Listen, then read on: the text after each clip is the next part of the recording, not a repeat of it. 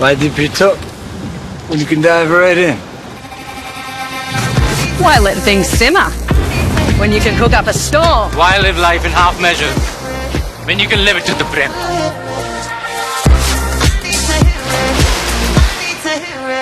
అసలే ఊహించని కనీ విని ఎరగని ఓటమి భారం, దాన్ని రెట్టింపు చేస్తున్న మరో అవమాన భారం. ఇది ఓటమి గాయాన్ని మరింత సలుపుతోంది. మహావికాస్ అఘాడీని రాజకీయంగా ఇంకా కుంగదీస్తోంది. మహారాష్ట్ర అసెంబ్లీలో కాంగ్రెస్, శివసేన, యూబీటీ, ఎన్సీపీ, పవార్ 3 పార్టీల్లో దేనికి విపక్ష హోదా దక్కే ఛాన్స్ లేదా? మహావికాస్ అఘాడీకి దెబ్బ మీద దెబ్బ, మహా ఓటమికి తోడు మరో మహాపరాభవం. అసెంబ్లీలో విపక్ష హోదా కూడా హుళక్కేనా?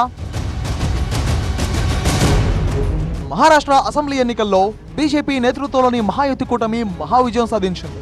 కాంగ్రెస్ నేతృత్వంలోని మహావికాస్ అఘాడీ ఘోర ఓటమి పాలైంది. 288 స్థానాల్లో మహావికాస్ అఘాడీ కేవలం 46 సీట్లతో సరిపెట్టుకుంది. కాంగ్రెస్ కు 16 స్థానాలు, శివసేన, యూబీటీకి 20, శరద్ పవార్, ఎన్సీపీకి 10 సీట్లు మాత్రమే దక్కాయి. ఈ ఘోర ఓటమికి తోడు అఘాడీని మరో అవమాన భారం మరింత కుంగదీస్తోంది. మహారాష్ట్ర అసెంబ్లీలో ఎంవీఏ పార్టీల్లో దేనికి కూడా ప్రతిపక్ష హోదా దక్కే అవకాశం లేదంటున్నారు పొలిటికల్ పండిట్స్. మహారాష్ట్ర అసెంబ్లీలో మొత్తం 288 స్థానాలున్నాయి. వాటిలో 10% సీట్లు వచ్చిన పార్టీకి మాత్రమే ప్రతిపక్ష హోదా దక్కుతోంది. అంటే 29 అసెంబ్లీ సీట్లను సింగిల్ గా దక్కించుకున్న పార్టీకి మాత్రమే విపక్ష హోదా వర్తిస్తోంది.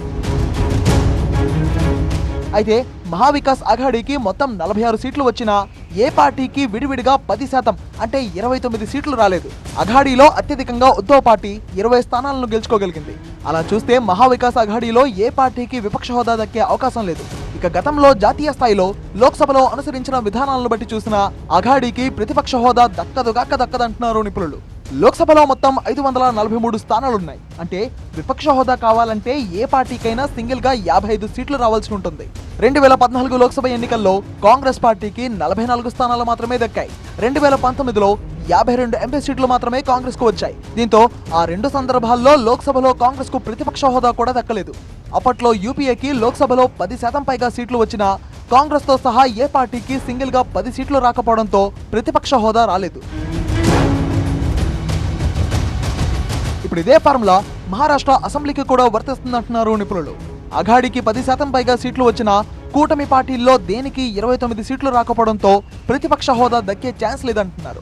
అయితే కూటమిగా తమకు ప్రతిపక్ష హోదా కల్పించమని మహావికాస్ అఘాడీ అడుగుతుందా? అలా అడిగితే దానికి అధికార మహాయుతి వెసులుబాటు ఇస్తుందా? ఇప్పటిదాకా దీనికి సంబంధించిన నిబంధనలు ఏమైనా ఉన్నాయా అని పరిశీలిస్తే అలాంటి అవకాశాలు కూడా లేవంటున్నారు నిపుణులు. దీంతో అఘాడీ పార్టీలకు హోదా హుళక్కే అంటున్నారు పరిశీలకులు.